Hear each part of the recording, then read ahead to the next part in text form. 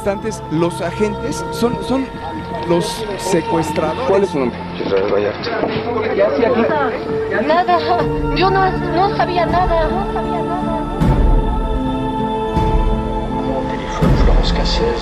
El presidente de Francia, Nicolas Sarkozy. Fin a esta farsa. Es de una ciudadana francesa de la que estamos aquí. Nadie va a estar por encima de la ley. En México el que la hace, la paga. Con la que PGR, quede bien durante claro la presente administración se han detenido a 513 secuestradores. Nuestra compañera Julie García hizo una investigación a partir de las declaraciones de esta francesa que fue detenida. ¡Sáquenla de aquí!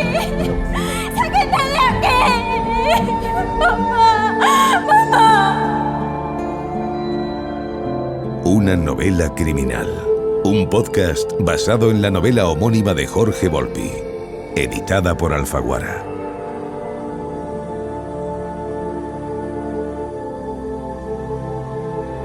Capítulo 4. Una cuestión de poder.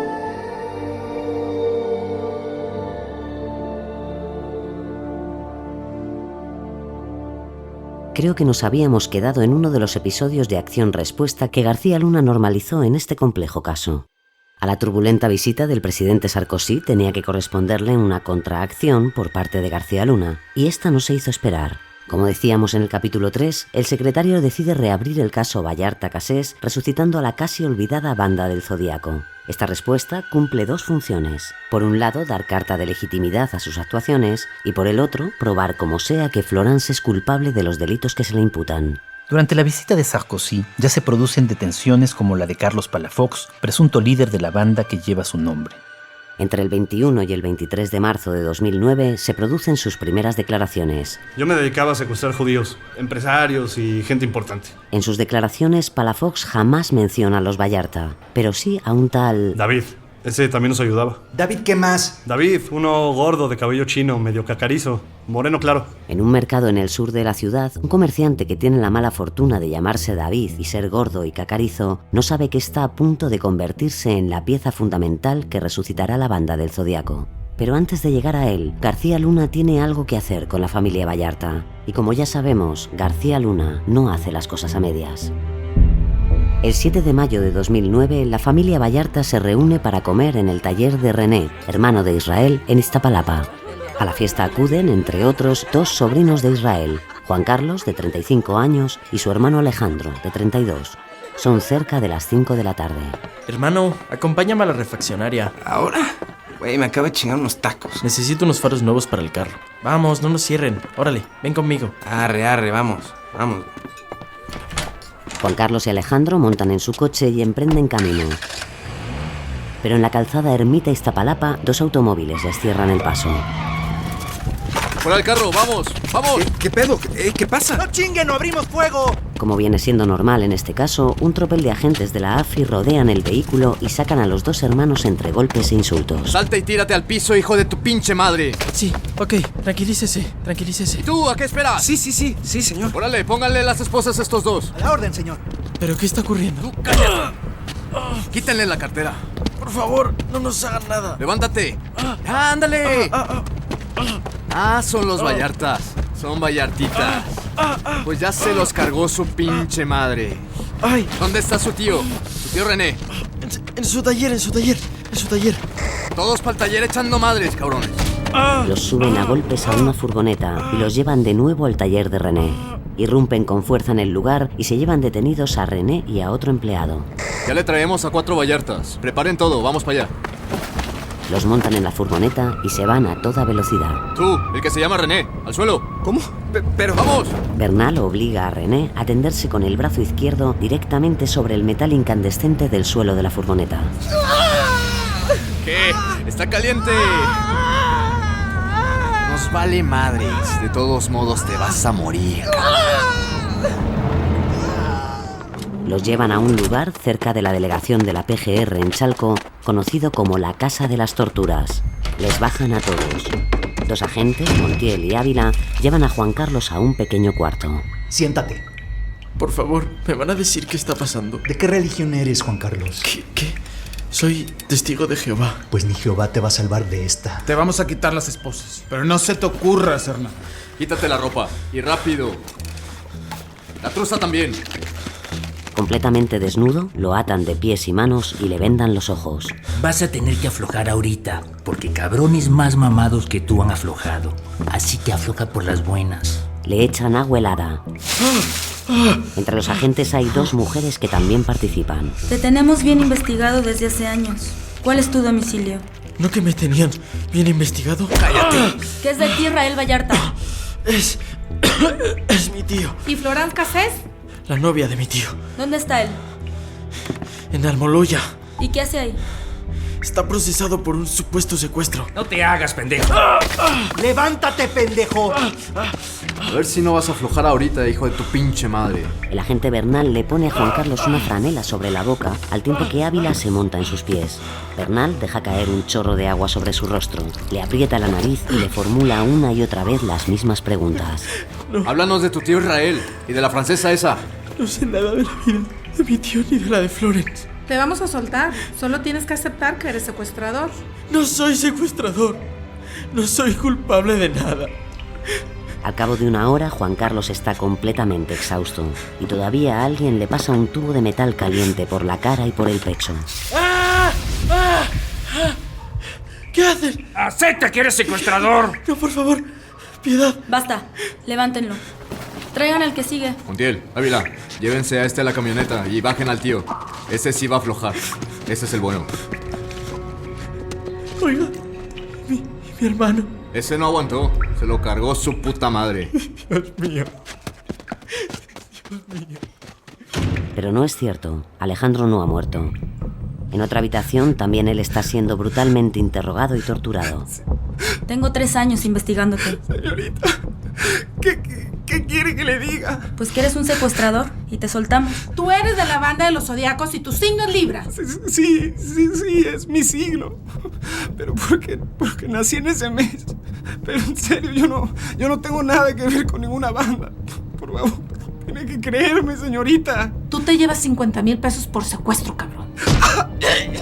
Debido a los golpes en el vientre, Alejandro no logra contener sus intestinos. Le ordenan que recoja las heces con sus propias manos. Alejandro llora. Finalmente, no puede más. ¿Verdad que eres un secuestrador? Sí, soy. Mientras, a Juan Carlos le llevan de nuevo a la camioneta. Allí encuentra a un oficial y a René, que ha sufrido los mismos maltratos. Mira, voy a ser bien claro. Quiero que digas que tú te quemaste jugando fútbol y que a tu tío lo llevaban al hospital cuando los detuvimos. Es lo único que van a decir ustedes. ¿Está claro? Sí, señor. Se los llevan a la delegación de la PGR al norte de la capital. Allí un médico legista ausculta a Juan Carlos. Te pegaron, ¿verdad? Juan Carlos no se atreve a decir nada. Los agentes que le han torturado están presentes en la sala. Desnúdate, hijo. La quemadura de tu pierna su pura sangre. Te quemaron, ¿verdad? Aquí ya no te pueden hacer nada. Lo voy a sentar en el parte. No, espere, doctor. Ya me lo llevo yo. Y sin permitir al médico replicar, los policías se llevan a Juan Carlos inmediatamente de allí. Le montan en una furgoneta junto con René y Alejandro y los trasladan a las instalaciones del Asiedo. Allí, Juan Carlos pasa a testificar ante un agente del Ministerio Público Federal. ¿En qué mes naciste? En septiembre. ¿Y qué signo eres? Virgo. Pues entonces tú eres el Virgo de la banda de los Zodiacos. Yo no quiero declarar nada. No está mi abogado conmigo. ¿Y esta arma? ¿La reconoces? Por supuesto que no. Esa la traía ese oficial. Y Juan Carlos señala a Montiel, presente en la sala. Pero este no duda en amenazarle allí mismo. ¿Qué te dije, hijo de tu pinche madre? Montiel tampoco duda en tomar a Juan Carlos del calzoncillo y levantarlo violentamente. No parece importar que todo esto ocurra ante un agente ministerial. ¿Reconoces a estas personas? El agente del ministerio le enseña entonces fotos donde Juan Carlos solo reconoce a René, a Israel y a Florence. Sigue negándose a decir nada. Yo no quiero declarar nada hasta que no tenga un abogado. Al final del interrogatorio le permiten hacer una llamada a su madre. Mamá, busca un médico. A Alejandro, a René y a mí nos torturaron. Y no puede decir más porque un agente le obliga a cortar. Entonces se llevan a Juan Carlos a una celda donde ya se encuentran Alejandro y René. Están tan exhaustos que se duermen de inmediato.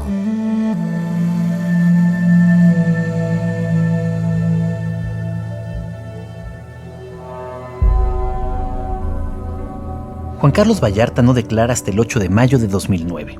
A pesar de estar adolorido por la tortura, se mantiene firme. Él es inocente. No sabe quiénes son Carlos Palafox ni David Orozco, alias Géminis, según las autoridades. René también declara y también niega conocer a Carlos Palafox. Corrobora que la quemadura de 21 centímetros que el médico legista confirma se la provocaron los policías al momento de su detención, lo cual quiere denunciar. Juan Carlos, Alejandro y René son arrestados. Para Alejandro, la detención resulta aún más dolorosa. Al hecho de haberse quebrado durante la tortura, se une el que su esposa le comunica a los pocos días de su detención que está embarazada. Además, su hijo mayor no soporta las visitas a su padre tras 10 horas de autobús. Alejandro no volverá a ver a su hijo ni conocerá a su hija hasta 7 años después. Y la cosa no queda aquí. La Secretaría de Seguridad Pública necesita justificar el arresto de los familiares de Israel. Para ello, el 12 de mayo de 2009, la policía da a conocer un vídeo en el que, ahora sí, aparece David Orozco, aquel comerciante gordo y cacarizo. Ahora es el supuesto Géminis en la banda del Zodíaco. Este es David Orozco tal cual lo presenta la SSP. ¿Cómo te llamas? David Orozco Hernández. ¿Cuántos años tienes? 37. ¿Estado civil? Casado. ¿A qué te dedicas? Soy comerciante y secuestrador. ¿Cuándo conociste a Israel Vallarta? En el 2000, en la colonia progresista. ¿Cómo lo conociste?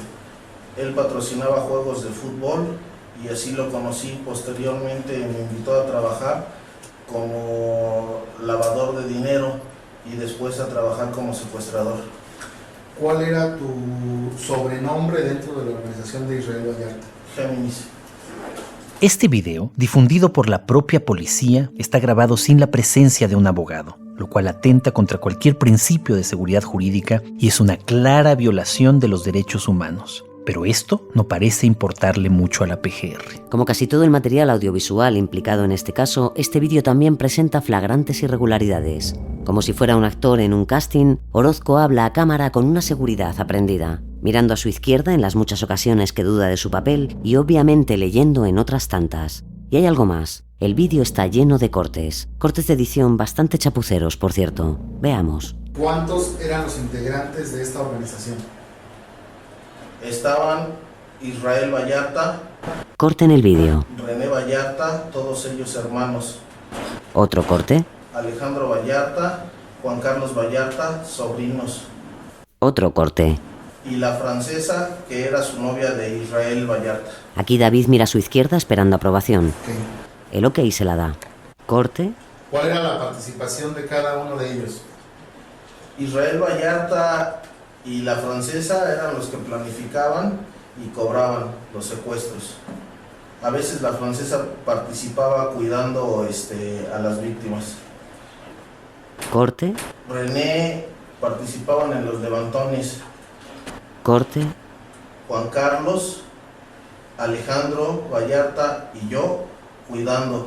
Y nuevo corte. ¿En cuántos secuestros participaste? David continúa diciendo que participó en 4 secuestros con esta organización, uno de ellos, presuntamente, el de Cristina Ríos y su hijo Cristian y Ezequiel Elizalde. Pero de nuevo la policía no cuenta con los mejores actores. David se confunde al decir que las víctimas eran 2 mujeres y un niño. La señora con un hijo y otra señora.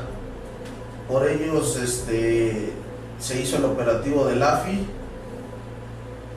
y no se realizó el cobro. También manifiesta que tras la detención, la banda se escindió en 2 grupos, uno con la familia Vallarta, René, Juan Carlos y Alejandro, y otro con todos los conocidos, según las palabras de David. Uno donde estuvo toda la familia y el otro donde estuvieron todos los conocidos. Y el golpe de gracia para los planes de García Luna. Escuchen. ¿Qué realizaba la francesa dentro de la organización? Planificaba y hacía levantones con Israel. A veces cuidaba a las víctimas. Cuando ella llegó, entró la discordia entre todos los miembros de la organización porque ella quería tomar el mando junto con Israel, cosa que los demás miembros no estábamos de acuerdo. Nuevo y abrupto corte. Y cuando la francesa llegó... A David Orozco lo habían detenido tan solo 6 días antes. Nada, aparte de su nombre, lo relaciona con el David mencionado por Carlos Palafox. La declaración ministerial que David Orozco haría después está tan mal ensayada como su vídeo. No habla del secuestro de Valeria, se confunde con los 3 secuestrados de las chinitas, diciendo que eran un joven y 2 mujeres, y vuelve a confundirse con la fecha de captura de Israel y Florence. Pero dejemos descansar por ahora la oportuna confesión de David Orozco. Pronto sabremos algo más sobre ella. Lo importante de la detención y de la presunta confesión de David Orozco es su papel en el proceso. En el plano político, Calderón se ve reforzado y envalentonado por estas oportunas detenciones. Agradezco mucho su presencia esta tarde, que tengo un anuncio importante que hacer a los mexicanos. El gobierno de la República ha llegado a la determinación de que no existen las condiciones que permitan otorgar su consentimiento para el traslado de la ciudadana Florence Cassés a Francia, su país de origen, y al cual hace referencia el Convenio de Estrasburgo. En consecuencia, Florence Cassés pagará su condena de 60 años de prisión en México por los crímenes cometidos en agravio de diversas personas en nuestro país. En estos días, Isabel Miranda Wallace, conocida como la señora Wallace, señalada activista antisecuestros y presidenta de la asociación civil Alto al Secuestro, aparece junto a Ezequiel Elizalde en una rueda de prensa. En ella, ambos aplauden a Calderón por negar la repatriación de Florence. No importa dónde vayan a apelar. La sentencia es de 60 años de prisión y fue ratificada por un tribunal. Ella puede pedir un amparo, pero esperemos que se lo nieguen. Debe pagar las consecuencias de sus actos. Hemos comentado ya que la señora Wallace es una amiga cercana de Margolis. Esto es lo que declaró ella a la revista Enlace Judío. Mi mejor amigo dentro de la comunidad judía y con el que hemos librado batallas en conjunto es Eduardo Margolis. Él es una persona a la cual yo aprecio, quien además tiene un baluarte en el tema de la seguridad. Es un hombre comprometido, es un hombre que no solo ha luchado contra los delincuentes, sino que ha roto esquemas como yo. A principios de 2009, Florence recibe la indicación de llamar al presidente Sarkozy en el Elíseo. ¿Cómo está Florence? Hola. Me acompañan en mi oficina Franck Berton, Thierry Lazaro y sus padres. Todos le mandan saludos. Hola a todos. Gracias. Pongo el teléfono en el altavoz, ¿ok? ¿Me oye bien? Perfectamente, Monsieur le Président. Escúcheme. Las cosas no están saliendo como lo habíamos pensado, Florence. Nos están engañando. Yo, Nicolas Sarkozy, presidente de Francia, le digo, Florence, que no le voy a fallar. Sí, sé que nos están escuchando, pues que nos oigan bien, que escuchen bien. Cárdenas Palomino pretende inculparme a través de David Orozco. Le he visto en la tele, en el video que le ha grabado la policía. Es todo mentira. Si tengo que decir que México es un país fuera de la diplomacia internacional, lo haré, lo diré. Es inadmisible que no aplique la Convención de Estrasburgo. En esos días de julio, la SSP anuncia la detención de otro grupo de secuestradores. Según la Secretaría, con ello ha logrado desarticular 3 peligrosas bandas: los Japos, los Tablajeros y los Palafox, todas ellas ligadas con la más peligrosa de todas, los Vallarta. Y el 29 ocurre algo que seguramente el Estado no esperaba. Cuando finalmente David Orozco es presentado ante un juez, desmiente todo lo declarado y se desliga del video que grabó. Yo no reconozco a estas personas, ni a René, ni a Alejandro, ni a Juan Carlos. Fui torturado física y psicológicamente. David presta un nuevo testimonio. En este, la historia es completamente diferente. Según declara, el 5 de mayo de 2009 iba en su camioneta y de nuevo un vehículo se interpuso. Bajan varios hombres, agarran a David y lo suben a otra camioneta. ¡Boca abajo! ¡No me mire! De acuerdo, señor. Hasta aquí es un escenario conocido, pero hay algo en este relato de Orozco que llama la atención. Ahora sí, cabroncito. Somos la última letra del abecedario. Vas a trabajar para nosotros y queremos 20,000 mensuales, ¿entendiste? Por la última letra del abecedario, el agresor se refiere a los Zetas, una peligrosa banda de narcotraficantes que en ese momento asolaba el norte del país. A pesar del terror, Orozco se niega a colaborar con ellos. No, señor. Yo no voy a hacer nada. ¡Ya cállate! No te pases de verga, cabrón. Que te dejamos sin familia. Vas a vender droga en tu casa por la ventana que tienes en la parte de atrás. Pero mi casa da un módulo de policía. Ese es tu problema. En un minuto te vamos a bajar y vas a hablar con el mero bueno. Lo bajan y le introducen en una casa. Le obligan a desnudarse y empiezan a torturarlo. Y entonces, de repente, el supuesto Z hace una pregunta extraña. ¡Ahora sí, cabrón! ¿Quién es Israel Vallarta? ¿Qué? No conozco a ningún... ¡Oh! Dínoslo o no volverás a ver a tu esposa e hijo. No sé. Denle con el agua. ¿Son estos Zetas agentes de la AFI haciéndose pasar por narcos? Porque todo parece indicar que sí. Carlos Palafox dice que conoces a toda la organización. ¿Quién es Israel Vallarta? ¡Oh! Eres un secuestrador. No soy secuestrador. Soy un comerciante. ¡Eres un secuestrador! ¡Dilo ya, hijo de tu puta madre! No soy un secuestrador. Soy un comerciante. No soy secuestrador. Este cabrón se aferra. Soy comerciante. Voy a dar la orden para que se cojan a la madre y al hijo. No, por favor, cooperaré. Lo que me digan, yo lo hago.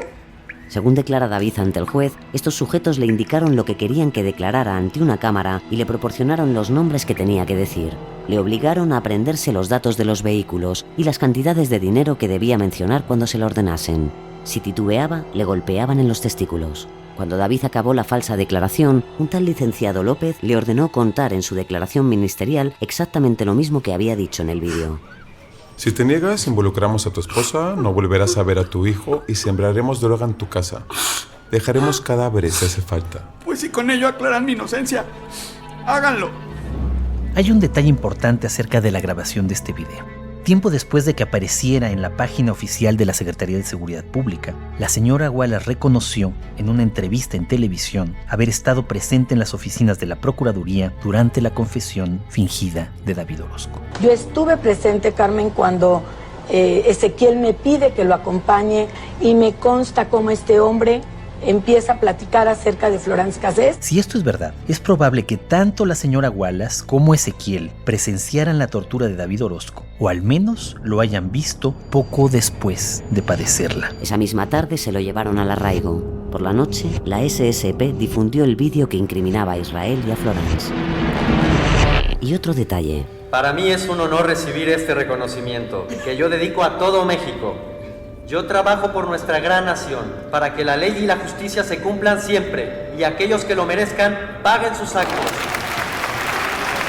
El 31 de julio de 2009, Felipe Calderón otorga a Cárdenas Palomino la Medalla al Mérito Policial, creada ex profeso para él. En aquellos días, Jean-Luc Romero, presidente del Comité de Apoyo Liberen a Florence Cassés, pide a sus compatriotas boicotear a México, evitando viajar a este país en tanto no se respete el Estado de Derecho. México es el expreso de medianoche, sentencia.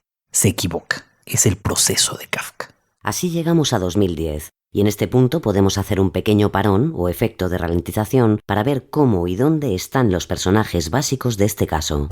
En Francia, y gracias a Sarkozy, Florence se convierte en una suerte de ídolo pop, a la vez que figura a reivindicar. Incluso en México empieza a haber voces que defienden a Florence. Por primera vez, la revista Gato Pardo publica un artículo que revela las numerosas contradicciones del expediente del caso. Será el comienzo de una pequeña corriente a favor de la francesa, formada esencialmente por intelectuales. Para Israel, el panorama pinta diferente. El preso descubre que su nuevo abogado, Alejandro Cortés, se ha aprovechado de él y le ha arrebatado a su familia sus últimos ahorros, obligando a sus padres a vender su casa para pagar sus honorarios.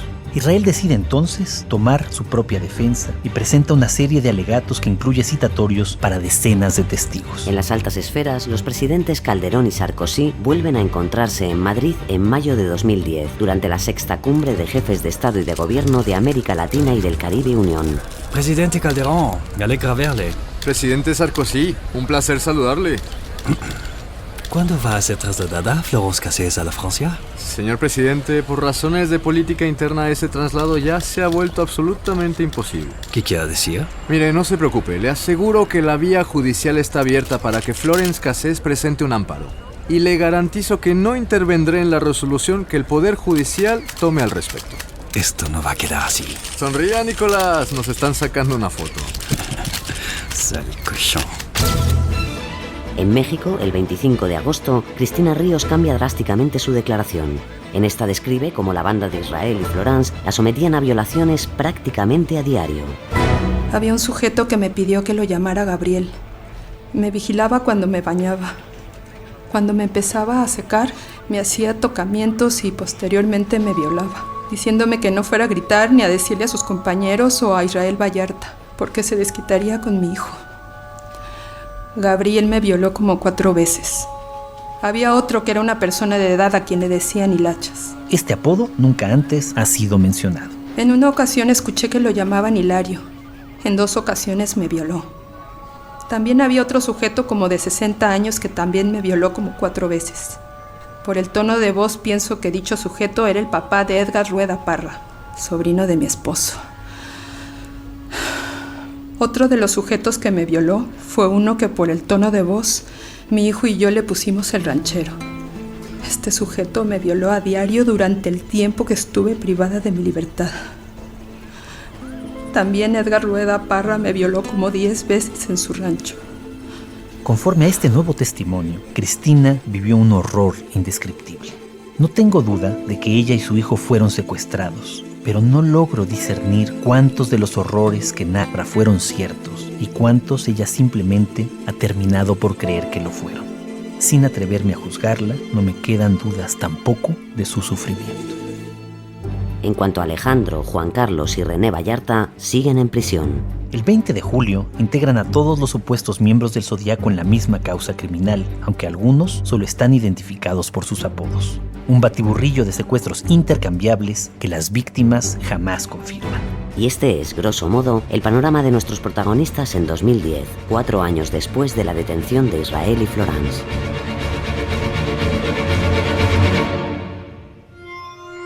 El 30 de agosto de este mismo año, 2010, los abogados de Florence hacen un nuevo movimiento presentando una demanda de amparo directo ante los magistrados del Tribunal Colegiado en Materia Penal del Primer Circuito.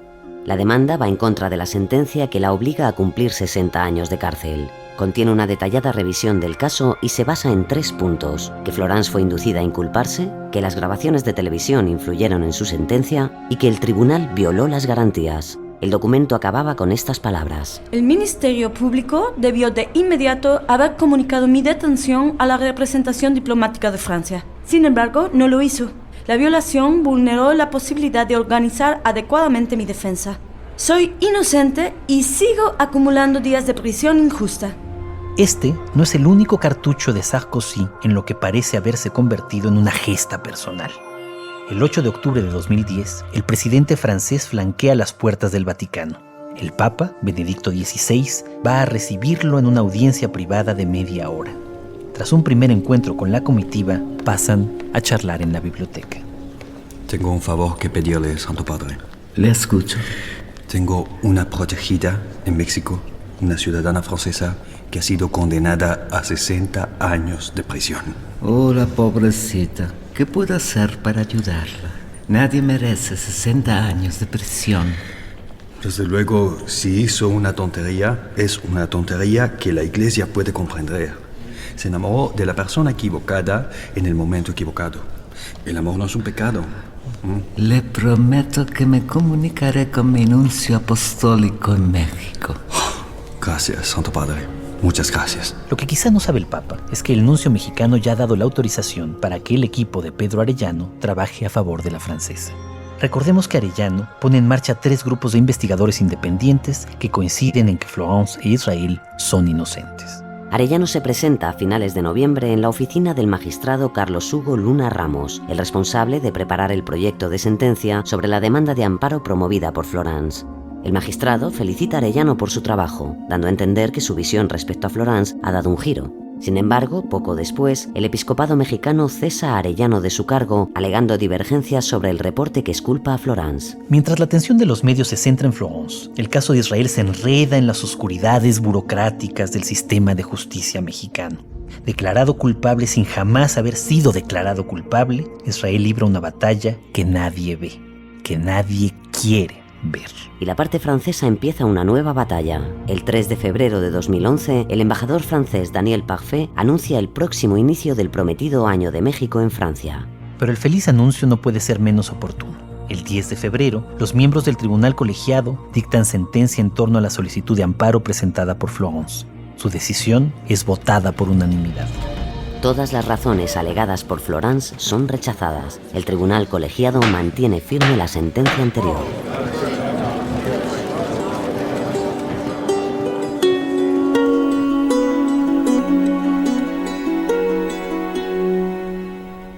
Esa misma tarde, Sarkozy llama a Florence a Tepepan.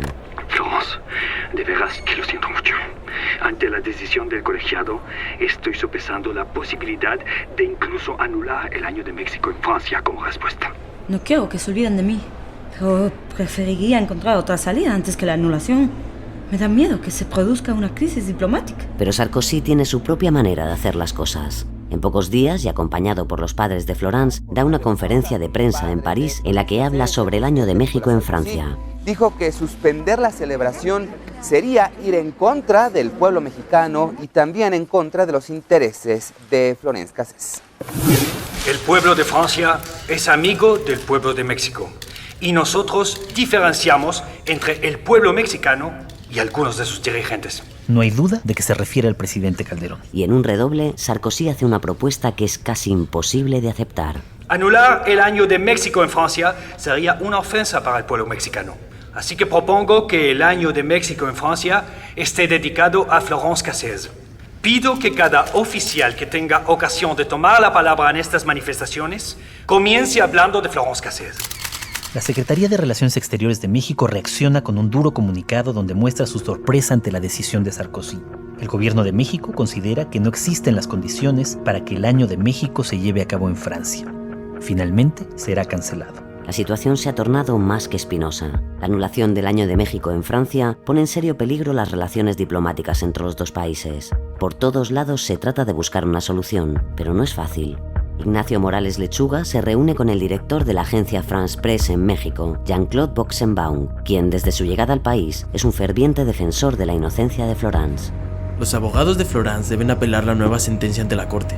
No lo veo claro, Ignacio. El gobierno francés lo considera inútil. Hay que intentarlo. Florence no querrá, no puede más. Tendrás que convencerla. Habla con ella, dile a tu mujer que hable con ella. A ustedes les escuchará. Ignacio, Florence no puede más. Lo sé, es duro.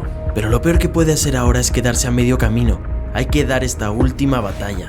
¿Pero por qué apelar? ¡Por principio! La contundencia de Morales Lechuga convence a Boxenbaum y este visita a Florence para convencerla. Sigue el camino de la justicia mexicana hasta el final, Florence. Estoy agotada. No creo en la justicia mexicana. Quiero acudir a la Comisión Interamericana de Derechos Humanos. Es una pérdida de tiempo. Perdón, Acosta y Vallejo también están agotados. Creen que las posibilidades de que la Corte en México acepte el recurso son de un 1%. ¡Un 1%! No merece la pena. Vas a hacer lo que te digo. ¿Por qué? ¿Por qué debo emprender una batalla que sé que está perdida de antemano? Florence, una persona que clama su inocencia debe usar todos los recursos legales a su disposición. Si no lo hace, no reclama su inocencia. Si no lo haces, tú decides tu condena. Lo pensaré. Te he traído un regalo. Toma. L'affaire Jean-Denis Bourdon. No lo he leído. Gracias. ¿Te suena el caso Dreyfus? Es un clásico sobre el tema. ¿Dreyfus era un capitán o algo así? Lo acusaron de entregar documentos secretos a los alemanes en 1894. Fue condenado con pruebas muy frágiles y tenía al ejército y a la sociedad francesa en su contra. Pero su familia nunca se rindió. Él nunca se rindió. Consiguieron apoyos y el Tribunal Supremo volvió a abrir su caso. ¿Lo liberaron? Para sorpresa de todos, no. Volvió a ser condenado. Pero poco después consiguió el indulto y fue rehabilitado en el ejército. Venció a toda Francia, Florence. Es parecido a mi caso. Léelo, te gustará. Florence toma una decisión. Convoca a su equipo de defensores para iniciar el recurso. Un amparo directo en revisión. A diferencia de un amparo directo, en un amparo directo en revisión, los abogados de Florence deberán demostrar que la interpretación de la Constitución realizada por el Tribunal Colegiado viola los derechos de Florence.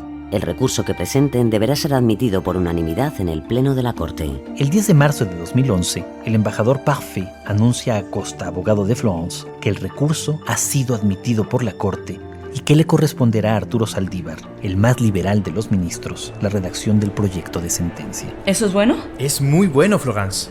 He pedido verle personalmente. No creo que me lo conceda, pero aunque no lo hiciera, tengo esperanzas en que redactará un proyecto favorable para nosotros. Eso espero. ¿Boxenbaum también te trajo este libro? Sí, dice que es igual a mi caso. A mí también me lo regaló. Saldívar accede a entrevistarse con Acosta durante 20 minutos. Acosta acude a la cita un tanto intimidado. Nunca se ha movido en instancias tan altas. Me gustaría explicarle con detalle nuestra demanda de amparo. La idea es... Su demanda está bien, Acosta, por eso la hemos admitido. Solo le voy a aconsejar que se concentre en el montaje. Es lo que mejor le va a funcionar. Ok, sí. Gracias, ministro Saldívar. No quiero entretenerle más. Buenos días. ¿Qué es eso que está leyendo, abogado? Esto. Me lo dio Boxenbaum. Es sobre el caso Dreyfus. Interesante. ¿Puedo checarlo? Claro. El caso es muy famoso en Francia, ministro. Y se parece mucho al de Florence. Creo de veras que tenemos una oportunidad en la corte. Quizá no para la libertad inmediata, pero al menos para que se deseche la sentencia y se abra un nuevo proceso. Confiemos, Florence. Vamos por buen camino. Eso espero. Pero en esta guerra las alegrías de un bando son las desdichas del otro. La admisión del recurso de Florence obtiene, cómo no, una rápida respuesta. La Policía Federal detiene a Dieter Camarillo Palafox, hermano de Juan Carlos Camarillo Palafox. Según la policía, ellos son Dieter y Charlie, los amigos de Israel que, según la declaración de Florence, se encontraban en las Chinitas el día que fueron detenidos. Dieter afirma conocer a Israel, a Mario y a René Vallarta. También manifiesta que Israel le ofreció participar en secuestros. René, el hermano de Israel, y sus sobrinos Juan Carlos y Alejandro realizan en estos días sus declaraciones ministeriales. Niegan todos los hechos que se les imputan. Tras los alegatos, pruebas y careos, el juez no encuentra demostrada su responsabilidad en los secuestros de Cristina, Cristian y Ezequiel, aunque sí han quedado acreditados los elementos para acusarlos del delito de delincuencia organizada. Así, y aunque el tribunal dicte libertad para René, Alejandro y Juan Carlos por los secuestros de Cristina, Cristian y Raúl, todos permanecerán en prisión por la acusación directa de Ezequiel Elizalde. Y también David Orozco será condenado por el secuestro de Ezequiel. No se toman en cuenta las declaraciones iniciales de Ezequiel, según las cuales nunca pudo ver las caras de sus captores. El proyecto de sentencia elaborado por Saldívar es uno de los textos jurídicos que mayor atención han recibido en México en las últimas décadas, por un término que dará mucho de qué hablar: el efecto corruptor. Las diversas violaciones sufridas por Florence, así como el montaje, tuvieron un efecto devastador en el proceso. El argumento principal para otorgar el amparo es entonces que todas estas violaciones generaron un efecto corruptor en todo el proceso penal que afecta al testimonio de las víctimas debido a las deformaciones provocadas por la AFI. Por ello, estos testimonios no pueden ser considerados como pruebas sin traicionar la presunción de inocencia. Se considera que este efecto corruptor contagió todo el proceso penal. El término efecto corruptor jamás había sido antes utilizado en un amparo. El 21 de marzo de 2012 se celebra la primera sesión de la Corte. No hay juicios de película, no hay protesto, señoría. Hay 5 jueces o ministros que decidirán el asunto en 2 sesiones sucesivas, primero una privada y luego una pública. Por lo general, en la privada los ministros expresan el sentido que tendrá su voto en la pública. Empecemos con usted, ministro Saldívar, ya que es el presidente. ¿Cuál es su postura? Gracias, ministro Ortiz. Yo no tengo ningún argumento adicional a lo que ya figura en mi proyecto. A favor del proyecto. Ministra Sánchez Cordero. Yo estoy a favor. Su turno, ministro Pardo. Mi voto es en contra. Bien. Yo también estoy en contra del proyecto. 2 a favor y 2 en contra. Ministro Cosío, la resolución depende de usted. Me reservo el sentido de mi voto para la sesión pública. A las 12:15 de la mañana, en Tepepan, Florence se sienta frente al televisor para seguir en directo la transmisión de la sesión pública de la Suprema Corte. El cónsul general de Francia le ha dicho que la embajada le ha reservado un vuelo a París a las 9 de la noche en caso de que se le conceda el amparo liso y llano, es decir, la liberación automática. En la pantalla, Florence observa a los 5 ministros descender al salón principal de la Corte para iniciar la sesión pública. Se leen las conclusiones del proyecto y cada ministro presenta sus argumentos. Después, a Saldívar le toca hablar de su propio proyecto. En este caso particular me resulta jurídicamente imposible poder modificar los extremos de mi proyecto. Agradeciendo a la señora y a los señores ministros sus observaciones, sus comentarios y su disposición, pido que se tome votación nominal a favor o en contra del proyecto. Desde Tepepan, Florence contiene la respiración. ¿Es ahora o nunca? Ministro Pardo. En contra del proyecto. Gracias, ministro Pardo. Ministra Sánchez Cordero. Coincido en el sentido propuesto en el proyecto del ministro Saldívar.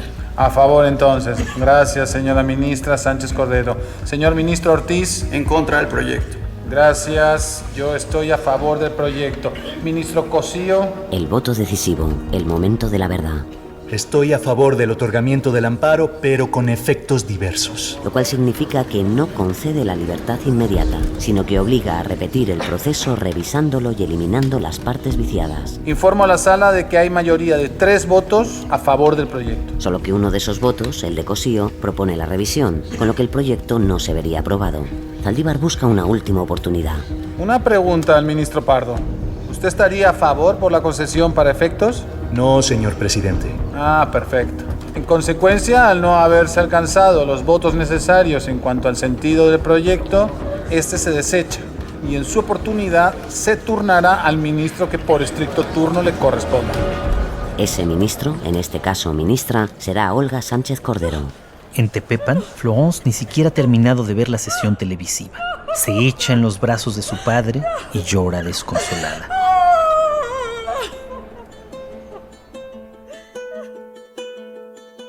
Por supuesto, al reconocimiento explícito por parte de 4 ministros de la Suprema Corte de las trampas de la policía, no podía seguirle sin una nueva actuación policíaca contra la familia de Israel. El 27 de abril, Mario, hermano de Israel, y Sergio Cortés Vallarta, su sobrino, son detenidos por la Policía Federal. Ambos son brutalmente torturados. Según la PGR, en su declaración ministerial, Mario acusó a Florence de ser el verdadero cerebro de la banda. Aquí.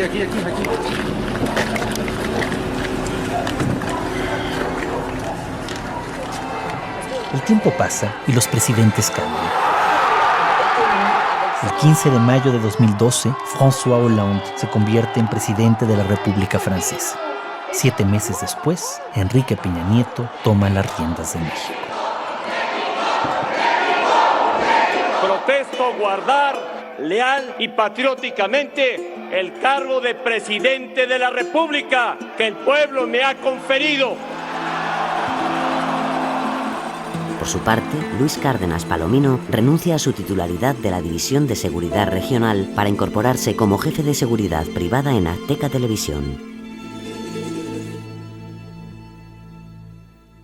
El miércoles 9 de enero, la Corte anuncia que el proyecto de la ministra Olga Sánchez Cordero será discutido el 23 del mismo mes. Desde la sesión anterior, la ministra estaba convencida de que lo correcto era la liberación lisa y llana de Florence. Sin embargo, en la redacción de este proyecto, propone un amparo para efectos, esperando atraerse de ese modo el voto de Cosío y quizás el de Pardo. La mañana del 23 de enero de 2013, la comitiva de la embajada francesa llega a la prisión de Tepepan acompañada por el padre de Florence. En las afueras de la prisión se concentra una multitud de periodistas y curiosos.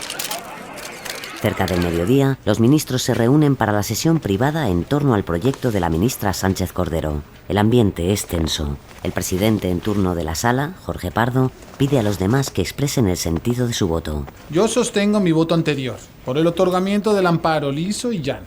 Gracias, ministro Saldívar. Ministro Cosío. Yo estoy a favor de un amparo para efectos, como lo expresé en la ocasión anterior, pero distintos de los que propone el proyecto. Gracias. Yo estoy a favor del amparo para efectos, pero también en un sentido distinto al del proyecto. Ministro Ortiz. Yo estoy con el ministro Saldívar, por un amparo liso y llano. De pronto, los 4 ministros se han manifestado en contra del proyecto de Sánchez Cordero. Es decir, que los intentos de la ministra por acercar posiciones han dado un resultado contrario. Ha pasado a tenerlos a todos en contra. Sin embargo, en ese momento la ministra se da cuenta de algo. Señores ministros, entiendo que varios de ustedes están a favor de un amparo liso y llano.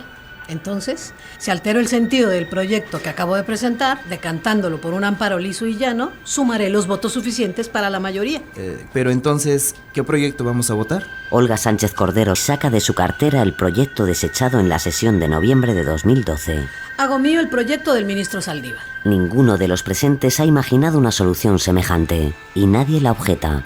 El reloj marca las 12:40. Los ministros descienden a la primera sala para la sesión pública.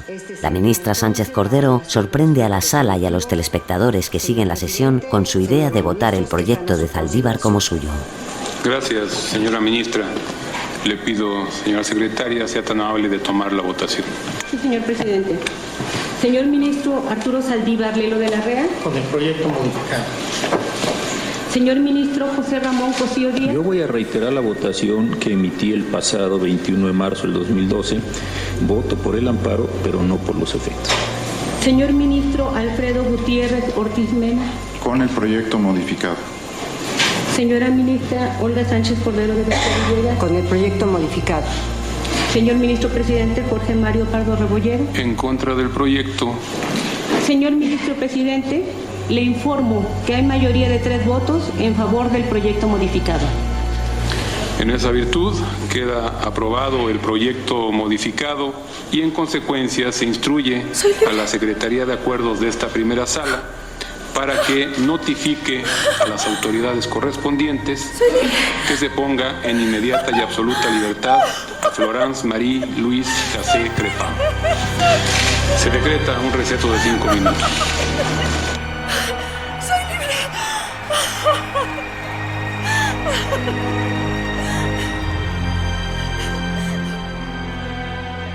En el altiplano, Israel se entera de la noticia de la liberación de Florence unas horas después de que se hace pública. Solicita una hoja de papel y un lápiz y se apresura a escribirle una carta. Siempre defendí tu inocencia. Te amé muchísimo, Florence. Te deseo toda la suerte en tu nueva vida. Poco antes de las 9 de la noche, Florence aborda el vuelo 439 de Air France rumbo a París.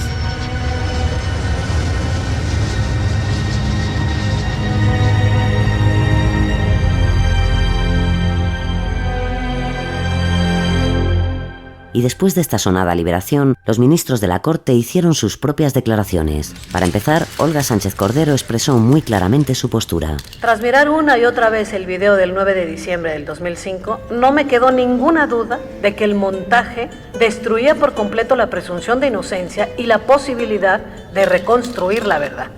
Florence fue triplemente discriminada por ser extranjera, por hablar francés y por ser mujer.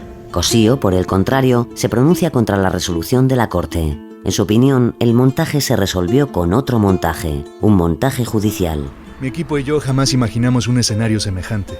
Fue un atropello a la técnica jurídica y al Estado de Derecho que en teoría se buscaba defender. Nadie en la Corte esperaba esta sentencia. Para paliar una injusticia se ha cometido otra. No ha habido equidad. Mientras Cassé salió libre, Vallarta continúa en la cárcel. Un tipo de justicia para una French Poodle y otra para un perro callejero. El hecho es que el efecto corruptor acuñado por Zaldívar nunca más ha vuelto a ser invocado en la Corte. Nunca más se ha considerado que una violación a los derechos humanos por parte de las autoridades pueda anular todo un proceso.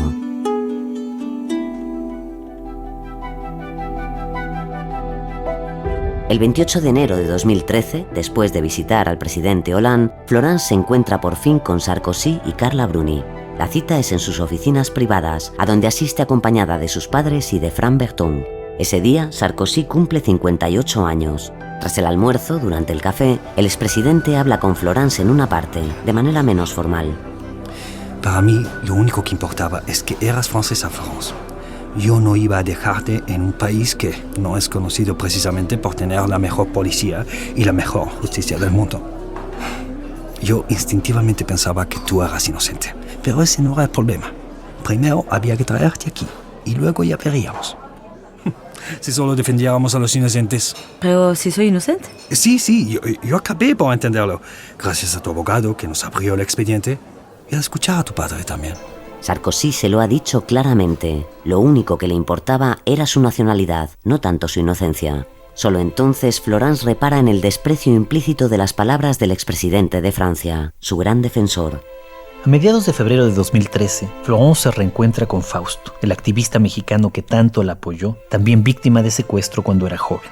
Empiezan una relación y contraen matrimonio ese mismo verano. Florence se instala con Fausto en Annecy y entonces ocurre algo extraño. Eduardo Margolis, que está enfermo de leucemia, le transmite un mensaje invitándola a llamarlo. Tras semanas de dudas, Florence se decide a comunicarse con él. A su lado, Fausto va a usar su teléfono para grabar toda la conversación. Fausto, ¿marco ya? Sí, ya es la hora que acordaron. Empiezo a grabar. Estoy un poco nerviosa. Tranquila, aquí estoy yo contigo. De acuerdo. Vamos allá. ¿Cómo estás, Florence? He pensado mucho en ti y me alegré de tu liberación. Me sorprende que sea así. Quiero asegurarte que yo nada tuve que ver con tu arresto. Entonces, ¿quién fue? ¿Qué ocurrió? Fue García Luna quien me llamó para informarme que pensaba acusarte a ti y a tu novio. Ya no es mi novio. Y a Israel quería decir de secuestro. Que sepas que esto marcó la ruptura de mi amistad con García Luna. Siempre supe que eras inocente. Usted nunca me ayudó. No pude hacer nada para ayudarte. Mira, a raíz del problema que tuve con tu hermano Sebastián, descubrí que Israel pertenecía a una banda de criminales.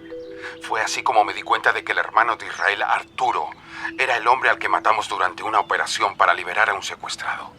Entonces me di cuenta de que toda su familia pertenecía a una banda de secuestradores. Fui a ver a Luis Cárdenas Palomino y le di todas esas informaciones para que arrestara cuanto antes a la banda de los hermanos Vallarta. Pero, ¿y yo? ¿Qué tenía que ver con esto? Tú no nos interesabas, Florence. Nadie sabía que tú ibas a estar allí cuando arrestaron a Israel. Y pensar que el imbécil de Palomino te golpeó y amenazó en mi nombre. Pensó que tendrías más miedo de mí que de la policía. Yo jamás autoricé eso. Pero no hizo nada. Luego fui a reclamárselo y a decirle que no tenían derecho. Estoy enojado con ellos desde hace 7 años. García Luna puso todo esto sobre mí. Ha hecho creer que yo soy narco, ha querido cerrar mis empresas. Yo sé que tú eres inocente, siempre lo dije. ¿Y entonces? ¿Por qué no dijo nada en el proceso? Porque habría puesto a mi familia en peligro. Tuviste mala suerte, Florence, eso es todo. No. Sé que hubo algo más. Mira, Florence, que sepas que tu amigo Sarkozy siempre quiso mantenerte en la cárcel. Y otra cosa para que te quede claro, yo jamás tuve una relación sexual con Israel, pero sí puedo decirte que Israel sí se relacionó íntimamente con otra persona cercana a mí. Florence siente que estas declaraciones guardan un atisbo de sinceridad.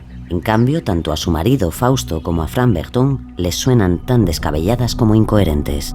El abogado José Patiño, recién contratado por Florence, presenta una demanda el 26 de enero de 2015 por daño moral en contra de Calderón, García Luna, Cárdenas Palomino, el ex procurador Cabeza de Vaca, el antiguo secretario particular de Calderón, Roberto Gil, Carlos Loret, Pablo Reina y Televisa, por $36 millones.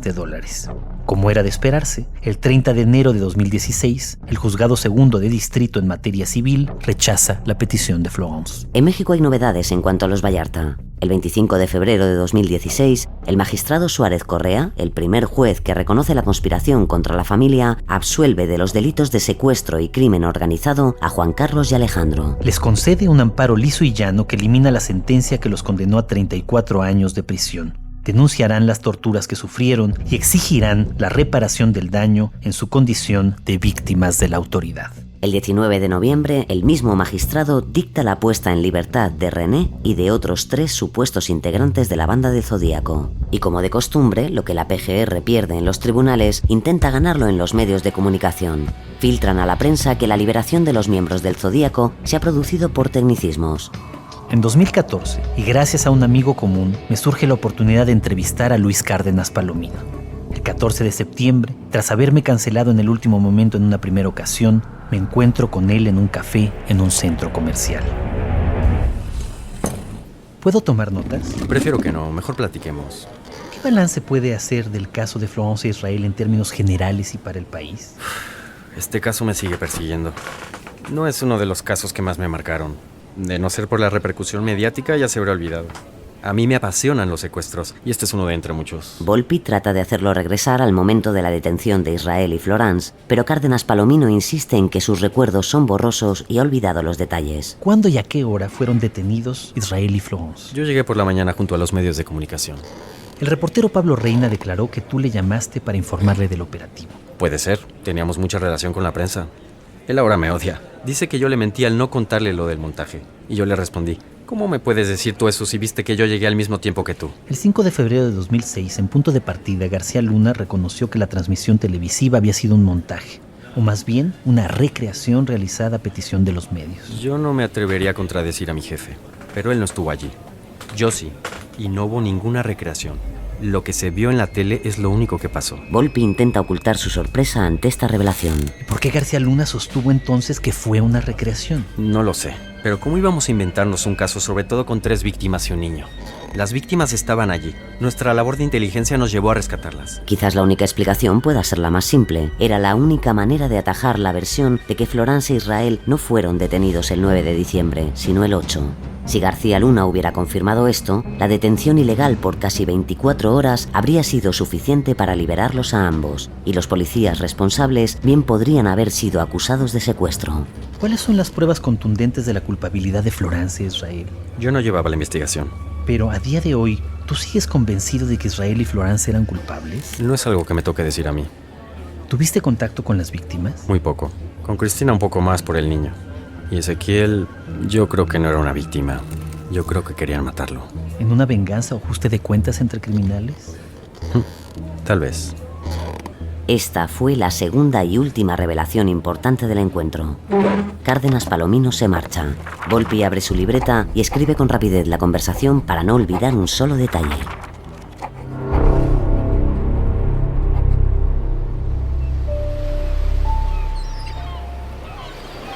Un tiempo antes, el 4 de marzo de 2017, Jorge Volpi también mantuvo una entrevista con Florence.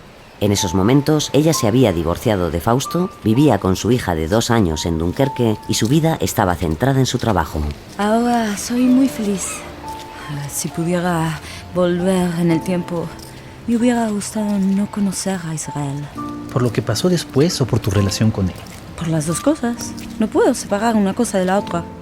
Pasé 7 años en la cárcel por su culpa. No puedo verlo de otra forma. Preferiría no haberlo conocido nunca. Por otra parte, jamás vi algo raro en su comportamiento o en el de su familia. Estaban muy unidos, eran humildes. Israel nunca me hizo regalos costosos y jamás le vi tener un nivel de vida fuera de lo normal. Al mismo tiempo, siento que no llegué a conocerlo, que había algo turbio en su vida. Nunca me contó toda la verdad. Lo que Florence le incomoda es la historia, no verificada, según la cual Arturo, el hermano de Israel, murió en un operativo policíaco, versión que la familia Vallarta descarta. Si llegaras a decirme que Israel es culpable, lo creería. Lo mismo que si me dices que es inocente. Fui atacada como mujer, en todo lo que soy. Llevo 7 años buscando respuestas, odiándome a mí misma. Una y otra vez me pregunto como un reproche, ¿por qué no has visto nada? Estoy harta de esos hombres con egos enormes, esos hombres mexicanos autoritarios, manipuladores. Ya no puedo con ellos. Tengo coraje contra Israel, que no ha tenido la hombría, el valor para decir todas las cosas y contestar todas mis dudas.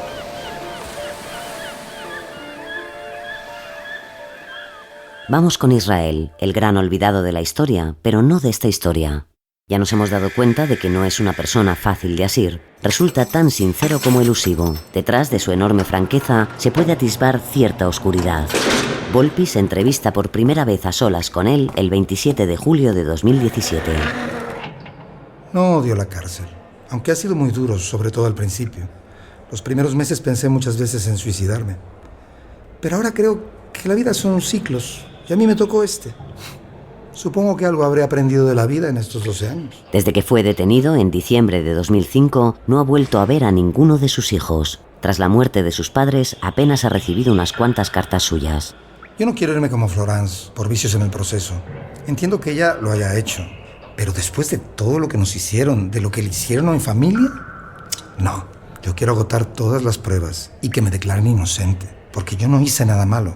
Yo soy inocente. Creo que uno de los efectos más perversos de tu caso consistió en hacerle creer a la opinión pública que Florence es culpable, pese a haber sido liberada por violaciones al proceso, cuando la presunción de inocencia debe aplicársele sin cortapisas. Israel no asume este argumento con claridad. Su empecinamiento a la hora de desplegar todas las pruebas posibles de su inocencia ha sido quizás otro de los factores que ha contribuido a que lleve 12 años de cárcel sin recibir sentencia. ¿Y cómo te sientes de cara al futuro? No me gustan las mentiras. Yo siempre he sido franco y sincero y, aunque duela, mis palabras las digo.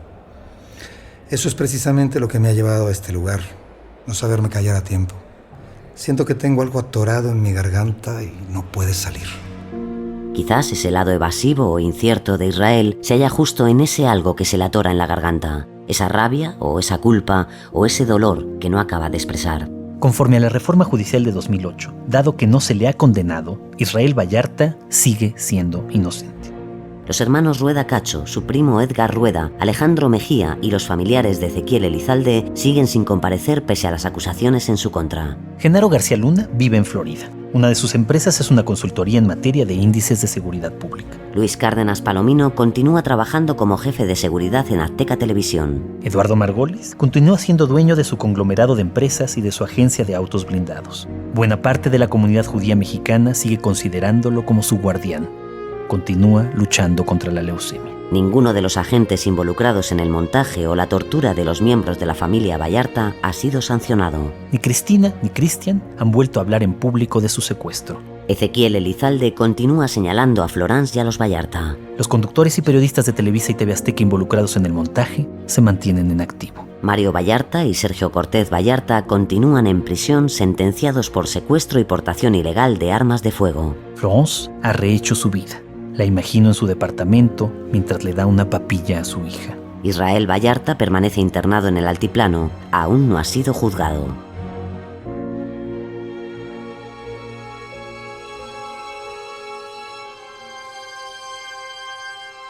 Israel Vallarta es un peligroso secuestrador o la víctima de una gigantesca conspiración.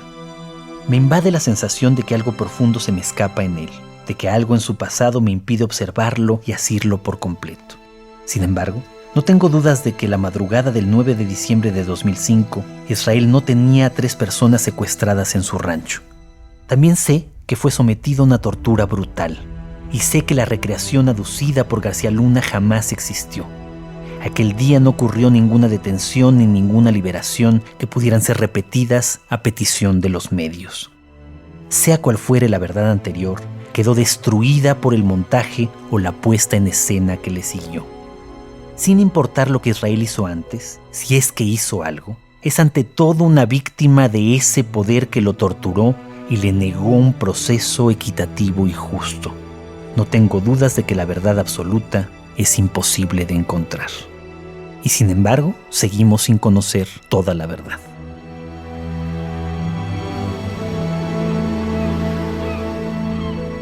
Pero ¿qué es verdad y qué mentira en el caso Vallarta Casés? Es más, ¿qué es la verdad en sí?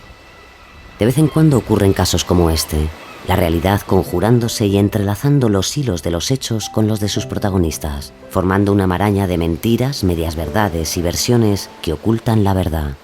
Probablemente nunca sabremos la verdad sobre este caso, pero sí podemos sacar algunas conclusiones, porque este tipo de casos ponen de manifiesto lo que no está dicho. Sus mentiras, sus montajes, sus miedos y sus venganzas están revelando otra verdad subterránea, la verdad sobre una situación, sobre un momento histórico determinado en un lugar determinado. Y esa verdad nos hace pensar. Nuestro trabajo, como defendía Yuli García, es buscar la verdad. No siempre la encontramos, pero en el camino sí que podemos desvelar los rostros de unas cuantas mentiras.